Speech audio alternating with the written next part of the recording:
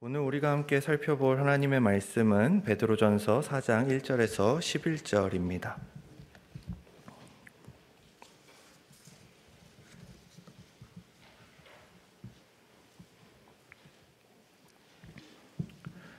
베드로전서 4장 1절에서 11절까지를 제가 읽도록 하겠습니다. 그리스도께서 이미 육체의 고난을 받으셨으니 너희도 같은 마음으로 갑옷을 삼으라. 이는 육체의 고난을 받은 자는 죄를 그쳤음이니 그 후로는 다시 사람의 정욕을 따르지 않고 하나님의 뜻을 따라 육체의 남은 때를 살게 하려 함이라. 너희가 음란과 정욕과 술취함과 방탕과 향락과 무법한 우상 숭배를 하여 이방인의 뜻을 따라 행한 것은 지나간 때로 족하도다. 이러므로 너희가 그들과 함께 그런 극한 방탕에 다름질하지 아니하는 것을 그들이 이상하게 여겨 비방하나 그들이 산자와 죽은 자를 심판하기로 예비하신 이에게 사실대로 구하리라. 이를 위하여 죽은 자들에게도 복음이 전파되었으니 이는 육체로는 사람으로 심판을 받으나 영으로는 하나님을 따라 살게 하려 함이라. 만물의 마지막이 가까이 왔으니 그러므로 너희는 정신을 차리고 근신하여 기도하라. 무엇보다도 뜨겁게 서로 사랑할지니 사랑은 허다한 죄를 덮느니라. 서로 대접하기를 원망 없이 하고 각각 은사를 받은 대로 하나님의 여러 가지 은혜를 맡은 선한 청지기 같이 서로 봉사하라. 만일 누가 말하려면 하나님의 말씀을 하는 것 같이 하고 누가 봉사하려면 하나님이 공급하시는 힘으로 하는 것 같이 하라. 이는 범사에 예수 그리스도로 말미암아 하나님이 영광을 받으시게 하려 함이니 그에게 영광과 권능이 세세에 무궁하도록 있느니라. 아멘.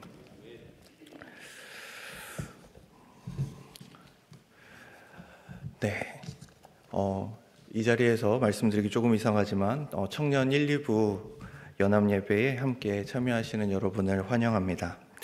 원래는 저희가 있는 곳으로 초대해드리면 더 좋겠으나 저희가 있는 집이 좀 작아서 저희가 넓은 집으로 왔습니다. 그러다 보니까 뭔가 저희가 이렇게 초대받은 느낌인데요.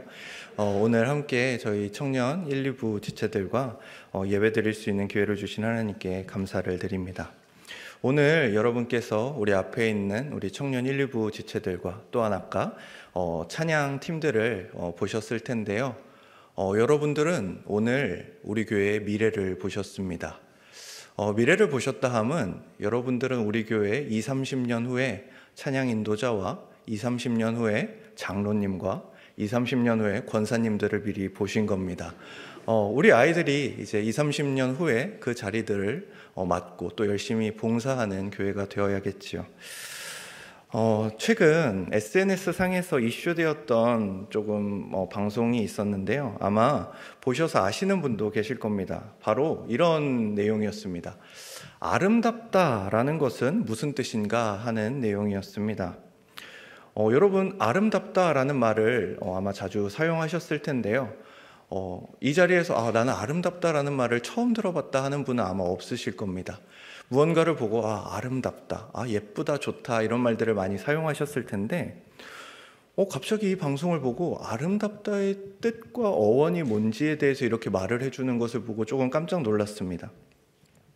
흥미롭게도 아름답다에서 아름이라는 말은 나를 말한다고 합니다. 그렇게 아름답다는 나답다 라는 뜻이라고 합니다. 여러분은 어떻게 아름다우십니까? 여러분들 스스로를 보셨을 때 아름답다고 느끼고 계시는지 모르겠습니다. 약 5, 600년 전부터 사용된 단어인데 무언가 이 시대와도 잘 맞는 또 잘 어울리는 단어가 아닌가 생각해 봅니다. 포스트 모더니즘 시대를 살아가면서 모두가 나를 외치고 나의 꿈과 나의 자아 실현을 위해 살아가는 이 시대와 어떻게 보면 굉장히 어울리는 표현이다라는 생각이 들었습니다. 나다운 것이 결국 아름다운 것이라는 이 표현, 요새 나오는 광고, 드라마 그리고 K-팝의 단골로 등장하는 표현입니다. 나는 나다워야 돼, 너는 너다워야 돼. 그러니까 다른 사람에 맞추는 게 아니라 내가 얼마나 나다운지, 내가 얼마나 내 하고 싶은 대로 살아가는지, 이것을 말하는 것이 지금 시대의 모습인 것 같습니다. 모든 미디어는 끊임없이 우리에게 너답게 살아라, 네가 하고 싶은 일, 네가 즐거운 일을 하면서 살아가라 라고 요구하죠. 또한 네가 가장 소중하고 네가 소중한 만큼 다른 사람들도 모두 소중하다고 가르칩니다. 모두에게 평등이 가장 중요한 가치로 매겨지고 서로가 서로를 존중하는 것이 옳고 그름보다는 각자의 의견이 모두 소중한 시대가, 소중한 사회가 되었습니다. 그런데 이런 시대가 우리에게는 자연스럽게 좋고 또 당연한 것으로 여겨지는데 이러한 분위기가 되면서 절대성이 사라졌습니다. 바른 것을 분별하는 것은 무언가 굉장히 나쁘게 여겨지는 사회가 되었습니다. 우리가 인정하건 인정하지 않건 대부분 우리의 청소년들과 청년들이 이러한 가치 가운데서 배우는 것을 떠나서 그냥 살아갑니다. 그 가치들을 우리의 피부 가운데, 우리의 삶 가운데 끊임없이 느끼며 살아갑니다. 그렇게 시대의 아들들이 되어가죠. 일주일에 1시간 선포되는 하나님의 말씀과 가르침보다는 일주일에 5일 이상 접하고 그곳에서 부대끼며 살아가는 세상의 가치관이 우리에게는 훨씬 익숙하고 우리 아이들에게도, 우리 청년들, 청소년들에게도 훨씬 익숙합니다. 그렇게 앞서 말씀드린 것처럼 모두가 이제 나다움 혹은 내가 좋게 생각하는 것에 생각하기에 좋은 것, 아름답다고 말하는 것, 내가 보기에 아름다우면 그것으로 된 것, 이런 세상이 돼버린 것이죠. 그러던 중 생각해 보았습니다. 그럼 우리도 그렇게 살 것인가? 우리도 내가 좋은 것, 내가 원하는 것, 내가 보기에 괜찮은 것들을 하면서 그렇게 나답게, 아름답게 살아갈 것인가 생각해 보았습니다. 그런데 우리는 그렇게 살면 안 되겠다라는 생각이 들었죠. 그럼 우리는 어떻게 살아야 하는가? 하나님 보시기에 아름다운 것을 추구해야 되지 않겠는가 하는 생각을 합니다. 그러면 하나님 보시기에 아름다운 것은 무엇일까요? 만약에 우리가 방금 본 그 단어 그대로의 어원을 가지고 와서 좀 풀이해 보자면 이런 것이겠죠. 하나님 보시기에 좋은 것, 하나님의 형상다운 것, 하나님의 백성다운 것, 하나님의 자녀다운 것, 그것이 그리스도인으로서 우리가 그리스도인답고 아름다운 삶의 모습이 아닐까 생각해 봅니다. 그렇다면 질문을 드리겠습니다. 굳이 크게 얘기하실 필요는 없고 여러분 속으로 대답해 보시면 좋을 것 같습니다. 여러분은 하나님이 보시기에 아름다운 존재들이십니까? 아니면 여러분과 그냥 우리 스스로 보기에 아름다운 존재들입니까? 창세기를 보면 하나님께서 만물을 창조하신 후에 보시기에 좋았더라 라고 말씀하시는 구절이 있습니다. 여기서 좋았더라는 원어로 토브라는 단어인데 좋은 혹은 아름다운이라는 뜻을 가지고 있습니다. 즉 보시기에 아름다웠다라는 말씀이죠. 그런데 이 아름다운, 좋은이라는 단어가 생각보다 이후에 좋지 않은 부분에 사용되게 됩니다. 성경은 하나님의 창조를 기록하고 그 이후에 바로 인간의 타락을 기록하고 있습니다. 창세기 3장 6절을 현대인의 성경으로 번역하자면 이렇습니다. 여자가 그 나무의 과일을 보니 먹음직스럽고 보기에 아름다우며 지혜롭게 할 만큼 탐스럽기도 하였다. 그래서 여자가 그 과일을 따서 먹고 자기 남편에게도 주니 그도 그것을 먹었다라고 이야기합니다. 즉 자신이 보기에, 내가 보기에, 우리가 보기에 아름다운 것을 선택하는 것, 그것이 바로 타락의 시작입니다. 하나님의 명령을 넘어서고 하나님의 기준이 아닌 나의 기준과 나의 가치 판단을 가지고 이것이 아름답다, 이것이 좋다, 그래서 취하여야겠다, 이것이 바로 타락의 시작인 것이죠. 오늘 우리가 함께 읽은 베드로전서는 사도 베드로의 편지입니다. 우리가 잘 아는 그 베드로가 맞습니다. 이 제자는 예수님과 일화가 굉장히 많습니다. 조금은 미숙하고 충동적이었던 이 베드로. 허나 그런 베드로였기에 그는 예수님이 어떤 분이신지에 대해서 아주 분명한 신앙 고백을 하기도 하였고 얼마 지나지 않아서 예수님께 사단아 물러가라 라는 소리를 듣기도 하였습니다. 또한 무리를 걸어볼 수 있었고 바로 의심하여 물에 빠지기도 하였습니다. 예수님을 사랑한다고 하였으나 두려움 가운데 예수님을 부인하기도 하였던 이 베드로, 여러분은 이제 이것을 들으시면서 베드로는 이런 제자였지 하고 기억하실 겁니다. 또한 예수님이 승천하신 후에 그의 삶은 또 완전히 바뀝니다. 성령이 임하신 가운데 그의 설교를 통하여 수천 명이 회심하고 이후에 걷지 못하던 자가 걷게 되며 공회 앞에서 예수의 이름을 담대히 증거하는 설교자로서 세워지죠. 사도행전 4장 11절에서 12절입니다. 이 예수는 너희 건축자들의 버린 돌로서 집 모퉁이의 머릿돌이 되었느니라. 다른 이로서는 구원을 받을 수 없나니 천하 사람 중에 구원을 받을 만한 다른 이름을 우리에게 주신 일이 없음이라 하였더라. 즉 예수의 이름을 전하지 말라고 하던 자들을 향하여 이렇게 예수를 선포하고 또한 이렇게 대답합니다. 19절입니다. 베드로와 요한이 대답하여 이르되 하나님 앞에서 너희의 말을 듣는 것이 하나님의 말씀을 듣는 것보다 옳은가 판단하라. 무엇이 좋은가를 묻고 있는 것이죠. 사람의 말을 듣는 것이 좋은지 하나님 뜻에 따르는 것이 좋은지. 오늘 우리가 살피는 베드로전서는 이처럼 충동적이고 거침없던 베드로가 또한 할 말을 분명히 하던 그 베드로가 자신의 인생과 신앙이 완숙해진 이후에 기록한 편지입니다. 젊은 시절보다 그는 훨씬 성숙하여졌으나 평생의 기질은 사라지지 않았기에 이 편지를 기록하는 목적이 아주 분명하고 편지 가운데서도 아주 강하게 이야기하고 있습니다. 성도로서 이 땅을 살아갈 때 받는 고난에 대하여 좌절하거나 낭망하지 말라고 우리에게 말하고 있습니다. 특히 이 편지를 받는 자들을 향하여 비록 상황이 어렵고 힘들지라도 인내하고 견디라고 말하고 있죠.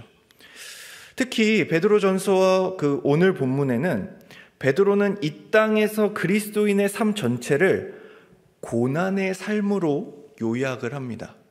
그러니까 이 땅에서 우리가 예수 믿는 존재로 예수 그리스도를 따라 살아가는 제자로 살아가는 우리의 삶을 요약해서 뭐라고 말할 건데? 라고 묻자 베드로의 대답은 이것입니다. 고난의 삶이다 라고 말하는 것이죠. 그렇기에 베드로는 1절에서 우리에게 이러한 고난의 삶에 있어서 우리가 매우 열심히 준비해야 된다라는 표현을 갑옷을 삼으라 라는 군사적 표현을 사용하며 말합니다. 그리스도께서 고난에 대해 가지셨던 담대한 태도와 마음으로 우리를 무장하고 지키는 갑옷을 삼아야 한다라는 것이죠. 그런데 요즘 설교를 하면서 참 하기 어려운 설교와 또한 하기 어려운 주제가 있다면 바로 고난이고 또한 이 고난 가운데 견디고 인내하십시오라는 말 같습니다. 한때 베스트셀러였으나 이후에 어떤 개그나 풍자 프로그램에서 조롱의 대상이 되었던 아프니까 청춘이다라는 책을 혹시 알고 계십니까? 대부분의 청년들이 그리 좋아하지 않는 책입니다. 별로 아프고 싶지 않기 때문이죠. 이 책이 조롱의 대상이 된 그 기점으로 사회의 분위기도 또한 어떠한 고통과 고난, 그것을 견디는 기간에 대한 인식도 참 많이 바뀌었다라는 것이 느껴지고 일정 부분은 이해가 되기도 합니다.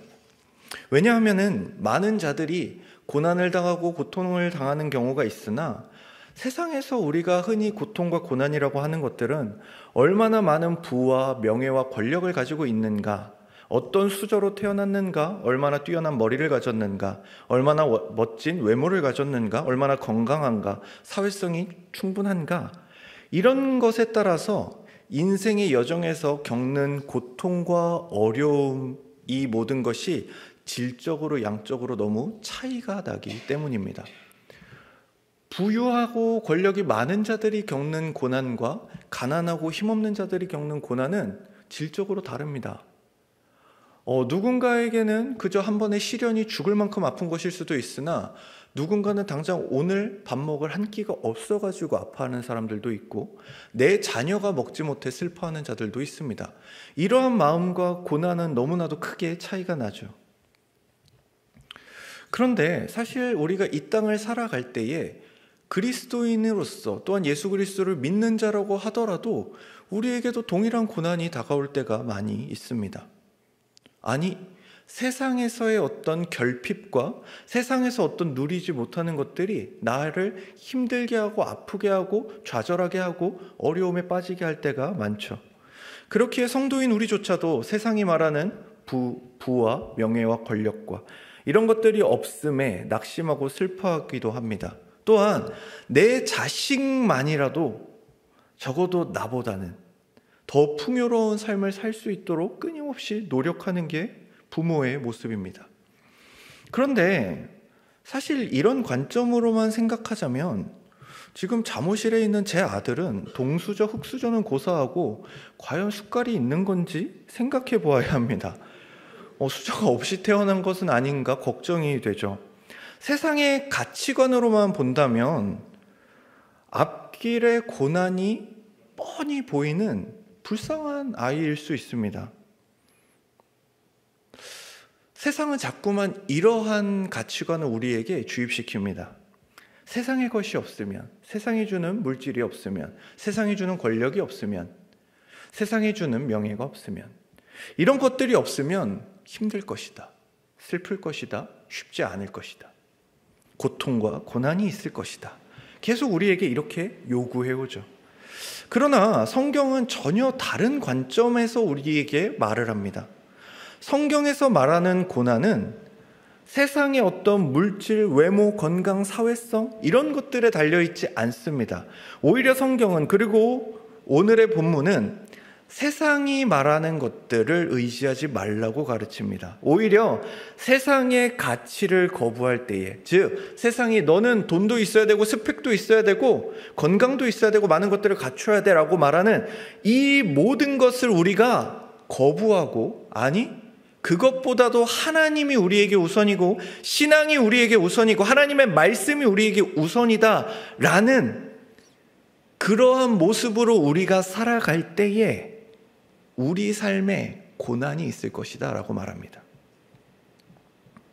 세상의 것이 없어서 생기는 고난이 아니라 세상이 요구하고 세상이 우리에게 끊임없이 심으려고 하는 그 가치를 거부하기에 고난을 당할 것이다 라고 이야기한다는 것이죠.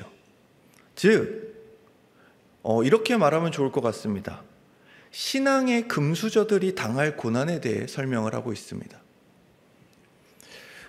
그렇기에 사도 베드로가 우리에게 고난을 견디라고 하는 권면은 조금 독특합니다.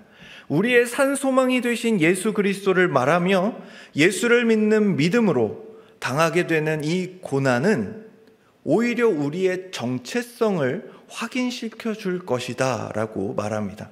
그리고 이것이 바로 고난의 유익이다 라고 베드로전서 1장에서부터 3장까지 끊임없이 설명합니다. 그리고 오늘 본문이 등장하게 됩니다. 고난의 유익을 말하고 이 고난 가운데 우리의 정체성이 드러날 것을 말한 이후에 오늘의 본문이 등장하는 것이지요. 오늘 본문 1절 후반부를 보면 육체의 고난을 받은 자는 죄를 그쳤음이니라는 이 말씀이 굉장히 학자들 사이에서도 난색을 표하는 부분입니다.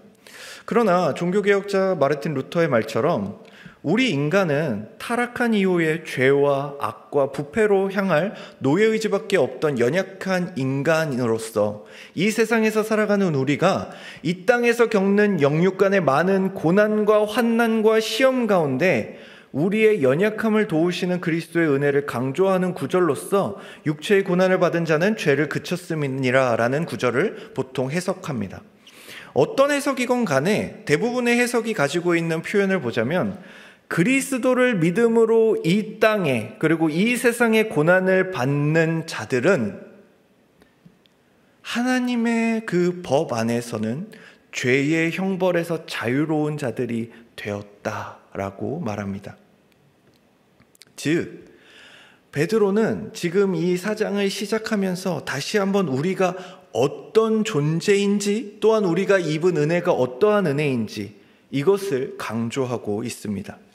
이어지는 2절에서 7절을 보면 사도 베드로는 이렇게 말합니다. 제가 현대인의 성경으로 읽어드리겠습니다.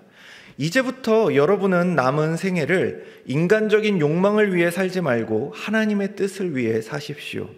여러분도 전에는 이방인들이 즐기던 방탕과 정욕과 술 취함과 진탕 마시고 흥청망청 떠드는 것과 우상 숭배에 빠져 살았지만 이제 다 지나간 일에 불과합니다. 그래서 그들은 방탕한 일에 여러분이 함께 어울리지 않는 것을 이상히 여겨 비난하고 있습니다. 그러나 그들은 산 사람과 죽은 사람을 심판하실 분에게 자기들이 행한 일을 낱낱이 고해 바쳐야 할 것입니다. 그래서 지금 죽어있는 사람들에게도 기쁜 소식이 전파되었는데 이것은 그들이 육체로는 모든 사람처럼 심판을 받으나 영으로는 하나님의 뜻에 따라 살게 하려는 것입니다. 세상의 마지막이 가까웠으니 정신을 차리고 자제하여 기도하십시오. 베드로 사도는 이 편지를 보내면서 이렇게 요구합니다. 이 편지를 받는 자들에게 정체성을 기억하라 라고 이야기합니다. 정체성을 잃은 자처럼 살던 그 삶을 살지 말으라고 얘기합니다.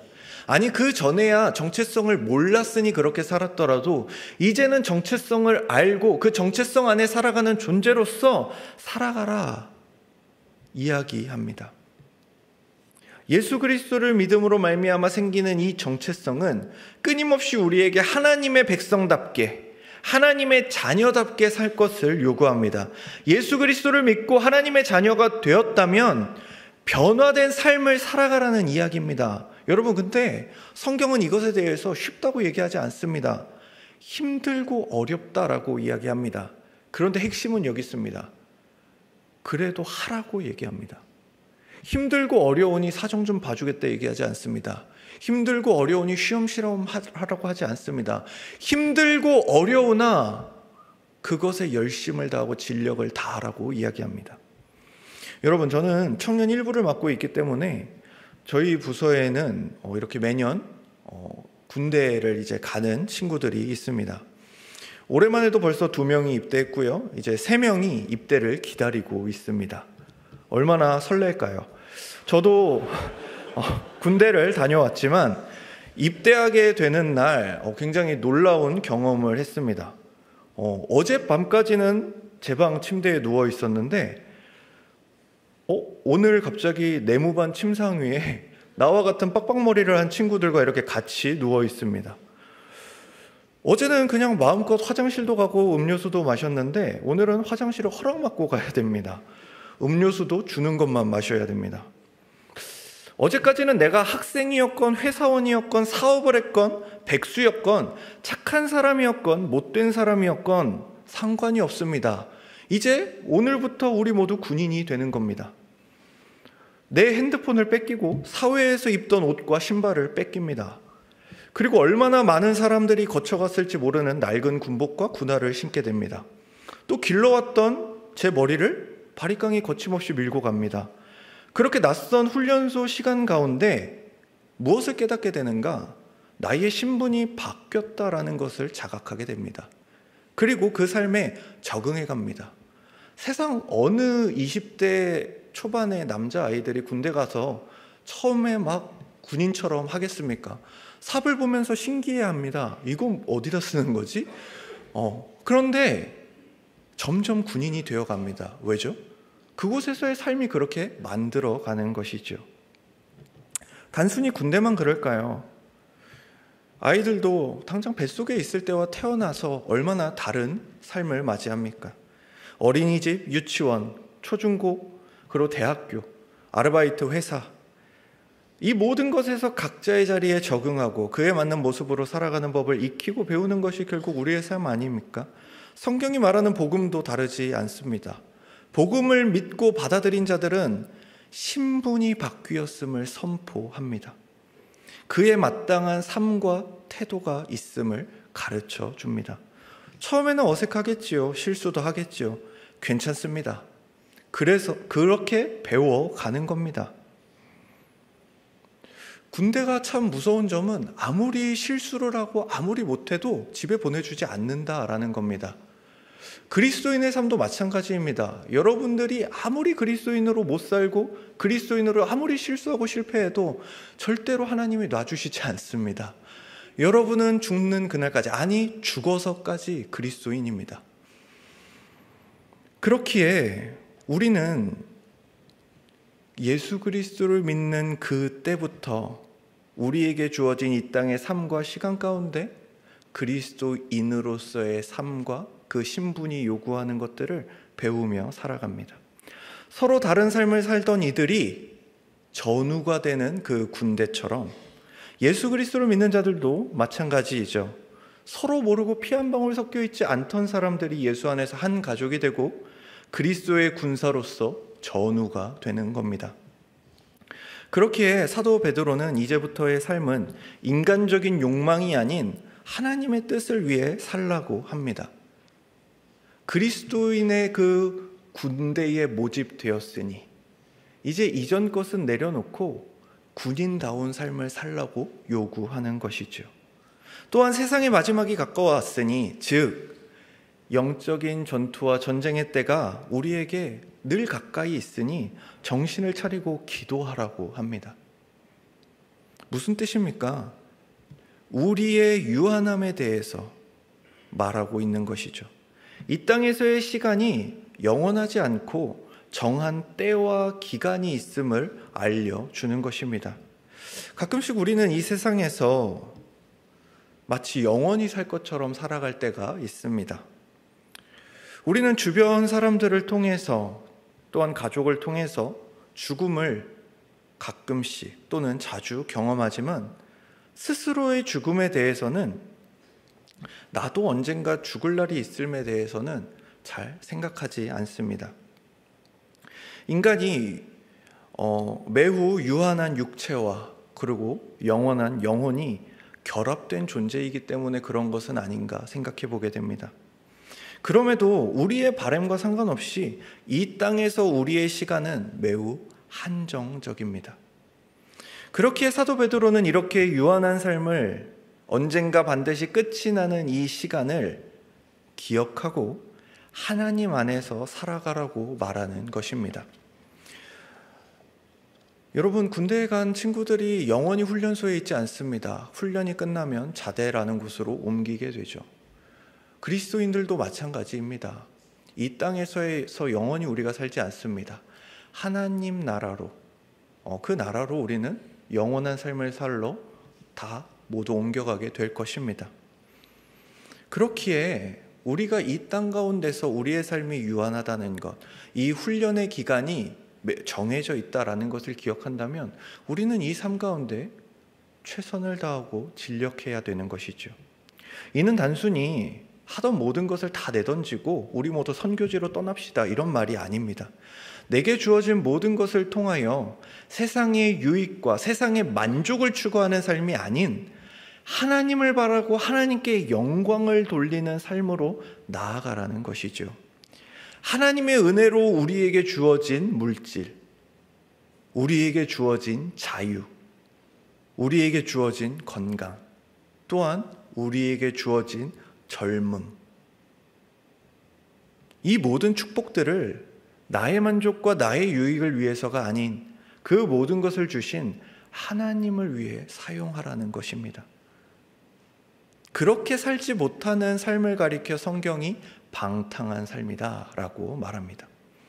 내가 보기에 좋은 것, 내가 원하는 것, 내가 하고픈 것을 위해 살아가는 삶은 하나님이 주신 모든 축복을 악하게 사용하는 것이며 축복을 저주되게 하는 것입니다. 이에 하나님의 백성이 되었으니, 하나님의 군대가 되었으니 신분에 합당한 삶을 살아가라는 것이죠. 이런 것입니다. 우리 모두에게는 어린 시절이 있고 또한 젊은 시절이 있고 나이 들어가는 시절이 있고 노년의 시기가 있습니다. 우리에게 주어진 이 젊음과 이 생명력이 넘치는 시기는 매우 한정적입니다. 그렇게 하나님의 선물이기도 하지요. 그런데 그 시간을 하나님을 알기 위해 더욱 애쓰는 사람들이 있고 하나님을 위해, 하나님 나라를 위해 그렇게 살아가는 사람들이 있는 반면 그렇게 주어진 젊음을 내가 좋은 대로, 내가 원하는 것을 위하여, 나를 위하여 살아가는 사람들도 있습니다. 축복을 축복되지 못하게 사용하는 것이죠. 그렇게 베드로는 우리에게 끊임없이 요구합니다. 정체성을 기억해라. 네가 누군지를 기억해라. 그리고 그 정체성을 기억하며 살아갈 때에 분명히 바뀐 우리의 모습을 보며 우리의 삶의 어떤 태도를 보며 세상과 세상에 속한 많은 이들은 우리를 이상히 여기고 심지어 비방하고 비난할 것이다 라고 말합니다. 그러나 우리에게 참으로 위로가 되는 그리고 감사한 사실은 모든 일을 심판하실 분은 세상이 아니라 우리의 하나님이시다라는 사실입니다. 베드로는 끊임없이 이 이야기를 이어가고 있습니다. 우리의 삶은 이 땅에서 고난의 삶이다. 이 고난의 삶은 우리의 정체성으로 말미암아 주어지는 것이다. 그런데 우리의 정체성 가운데 우리가 이러한 고난을 견디고 이러한 고난의 삶을 살아가는 것을 세상이 비난하고 비판하고 우리를 미워할 때에 낙심하지 말 것은 이 삶을 평가하시는 분은 하나님이시다라는 것이죠. 그렇기에 삶에서 고난을 당하고 예수 그리스도를 믿으며 살아가면서도 힘들고 낙심하는 그 삶 가운데 지치거나 넘어지거나 포기하지 말라는 것입니다. 왜죠? 평가하시는 분 앞에서 온전하게 살아가고 있는 것에 만족하라는 것입니다. 그러니 더 정신을 차려야겠지요. 더 바로 기도해야겠지요. 여전히 하나님을 믿으나 항상 바라고 구하는 것은 하나님과 관계없는 것으로 향해 있는 우리의 기도가 하늘의 뜻이 이 땅 가운데 나의 삶 가운데 이루어지기를 바라는 기도가 되어야겠지요. 내가 누구인지, 그리스도인이란 무엇인지 분명한 정체성을 기억해야 합니다. 그래야 진정 하나님 보시기에 아름다운 것이 무엇인지, 아름다운 삶은 어떠한 삶인지, 우리는 어떠한 삶을 추구해야 되는지를 깨닫게 됩니다. 얼마 전 이런 영상을 보았습니다. 돈과 생명에 대한 극단적인 비교 영상이었습니다. 제가 오늘 여러분들에게 100억을 드린다고 하면 여러분 중에 싫으신 분은 아마 아무도 없을 겁니다. 그런데 여러분들이 아무 감흥이 없는 이유는 제가 줄 능력이 없다는 걸 너무 잘 알고 계시기 때문이죠. 그런데 만약 이 자리에 정말 유명한 미국의 부자나 아니면 우리나라의 부자가 와가지고 그냥 마음에 드니까 100억을 드리겠다 하면 여러분들은 얼마나 지금 설레겠습니까? 설교는 들어오지도 않겠죠. 그 100억을 어떻게 쓸까? 이 생각이 굉장히 우리를 설레게 할 것입니다. 그런데 이런 질문을 한 이후에 이런 조건이 붙습니다. 대신 내일 죽어야 합니다.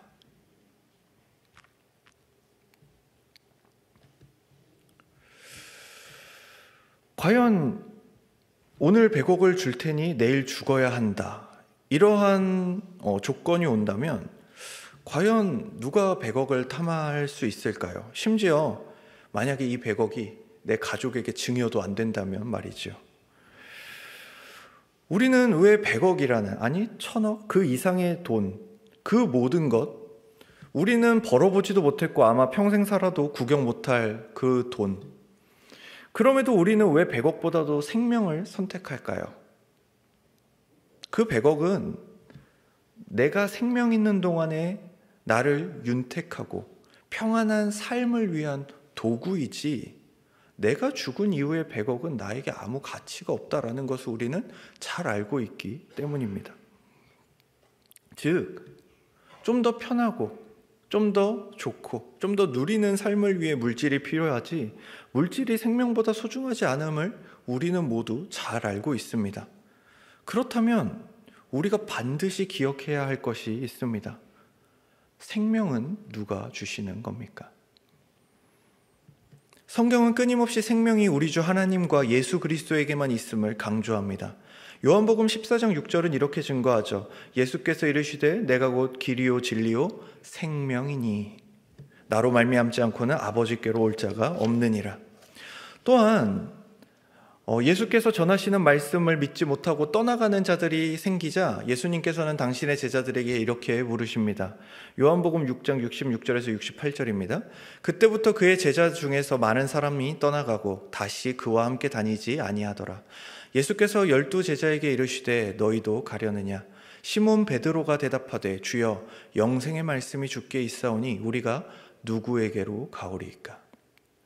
맞습니다. 베드로는 예수 그리스도에게 있는 영생의 말씀을 보았습니다. 그리고 그분이 아닌 다른 곳으로 갈 수 없음을, 그분을 떠나서는 어떤 생명도 없음을 깨달았습니다. 이것이죠. 예수 그리스도께서는 생명을 주실 수 있는 분, 세상은 나에게 많은 물질과 부요를 줄 수 있는 것이라면 베드로의 대답은 이것입니다. 생명을 포기하고 어떻게 물질을 택할 수 있겠느냐? 어떻게 그깟 물질 때문에 내 생명을 포기할 수 있겠느냐? 심지어 한시적인 이 세상에서의 생명뿐만이 아니라 영원한 삶에서의 그 생명이라면 영생이 여기 있어오니 어디로 가겠는가? 라고 말하는 것이죠. 그런 그가 시간이 지나서 예수를 믿는 후배들에게, 후손들에게 이렇게 말합니다. 7절에서 11절까지 오늘 본문을 제가 현대인의 성경으로 읽어드리겠습니다. 세상의 마지막이 가까웠으니 정신을 차리고 자제하여 기도하십시오. 무엇보다도 열심으로 서로 사랑하십시오. 사랑은 많은 죄를 덮어줍니다. 불평하지 말고 서로 대접하십시오. 여러분이 각자 받은 은혜의 선물이 무엇이든 간에 하나님의 여러 가지 은혜를 맡은 선한 관리인답게 서로를 섬기는데 그것을 사용하십시오. 말씀을 전하는 사람은 하나님의 말씀을 전하는 것처럼 하고 봉사하는 사람은 하나님이 주시는 힘으로 하는 것처럼 하십시오. 그러면 모든 일에 예수 그리스도를 통해 하나님이 영광을 받으실 것입니다. 그분에게 영광과 능력이 길이길이 함께하기를 바랍니다. 즉 그리스도인이라는 정체성을 가진 우리가 어떻게 살아야 하는지에 대해 말하고 있죠. 나의 욕망, 방탕과 정욕과 술 취함과 흥청망청 사는 것과 우상 숭배와 같은 일들은 버리고 과거에 이미 했으니, 아니 이미 과거가 되었으니 그것은 저버리고 정신을 차리고 기도하라고, 열심으로 서로 사랑하라고, 불평 없이 서로 대접하라고, 서로를 섬기라고 말합니다. 세상은 끊임없이 우리에게 나다움을 강조합니다. 너답기를 강조합니다. 너의 힘으로 살고 네가 너를 구원할 수 있다고 믿고 스스로 너의 인생을 계획하며 살아가라고 끊임없이 우리에게 강요합니다. 그러나 말씀은, 성경은, 그리고 오늘 본문에서 사도는 전혀 다른 말을 합니다. 그리스도인다움이 무엇인지를 가르칩니다. 하나님만으로만 살 수 있는 삶이 무엇인지를 우리에게 가르칩니다. 이는 바울이 말한 가르침을 우리에게 기억나게 합니다. 갈라디아서 4장 20절입니다. 내가 그리스도와 함께 십자가에 못 박혔나니 그런즉 이제는 내가 사는 것이 아니오 오직 내 안에 그리스도께서 사시는 것이라. 이제 내가 육체 가운데 사는 것은 나를 사랑하사 나를 위하여 자기 자신을 버리신 하나님의 아들을 믿는 믿음 안에서 사는 것이라. 맞습니다. 하나님의 아들을 믿는 믿음 안에서 살아갈 때에 오늘 본문 마지막 11절, 이는 범사의 예수 그리스도로 말미암아 하나님이 영광을 받으시게 하려 함이니 그에게 영광과 권능이 세세에 무궁하도록 있느니라. 아멘. 이 말씀처럼 예수 그리스도를 통한 우리의 삶을 통하여 하나님이 영광 받으실 것입니다. 세상에서의 살아가던 그 삶, 정체성을 깨닫지 못했을 때의 그 삶, 내 신분이 바뀌었음을 자각하지 못했을 때의 그 삶을 내려놓으시고 마땅히 우리가 살아야 하는 삶을 살아야 합니다. 그 삶을 통하여 하나님이 영광 받으실 것입니다.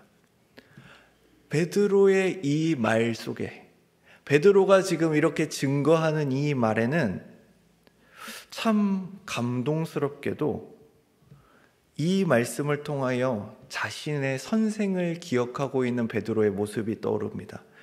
베드로의 선생님이 어떤 말씀을 하셨나요? 마태복음 5장 16절입니다. 이같이 너희 빛이 사람 앞에 비치게 하여 그들로 너희 착한 행실을 보고 하늘에 계신 너희 아버지께 영광을 돌리게 하라.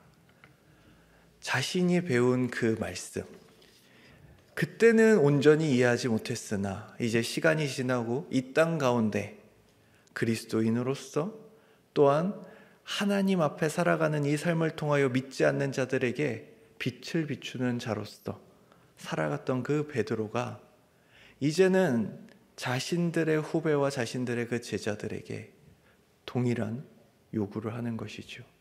너희의 삶을 통하여 하나님께 영광을 돌리라는 것입니다.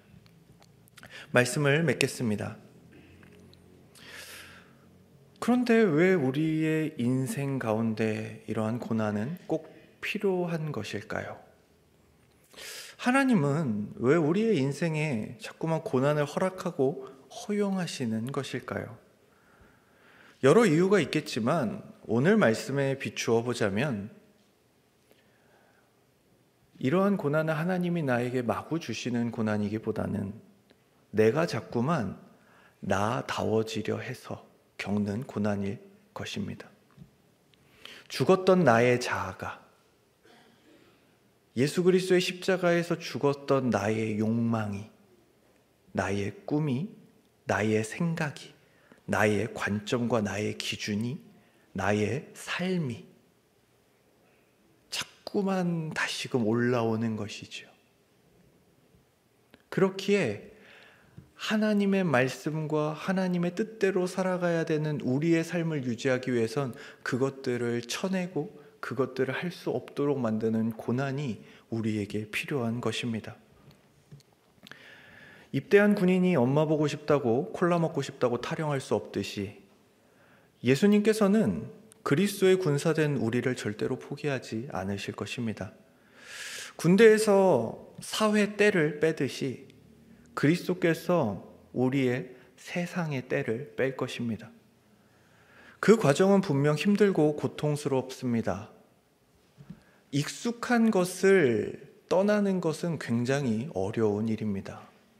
저도 익숙하던 청년부실을 떠나 이곳에서 설교할 때마다 얼마나 떨리는지 모르겠습니다. 그만큼 우리는 익숙한 것을 굉장히 좋아합니다. 하물며 우리의 평생 가운데 익숙했던 것을 버리고 쳐내기가 얼마나 어렵겠습니까? 그러나 여러분, 돌이킬 수 없습니다.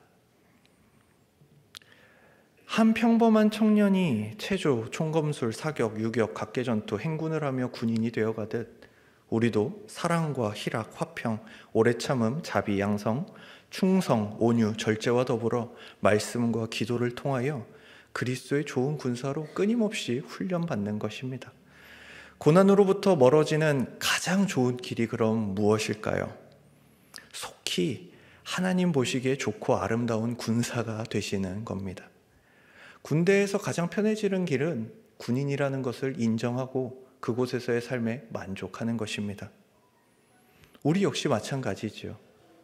더 열심히 훈련받고 끊임없이 기도하는 것입니다. 그것이 바로 정신 차리고 기도하는 삶일 것입니다.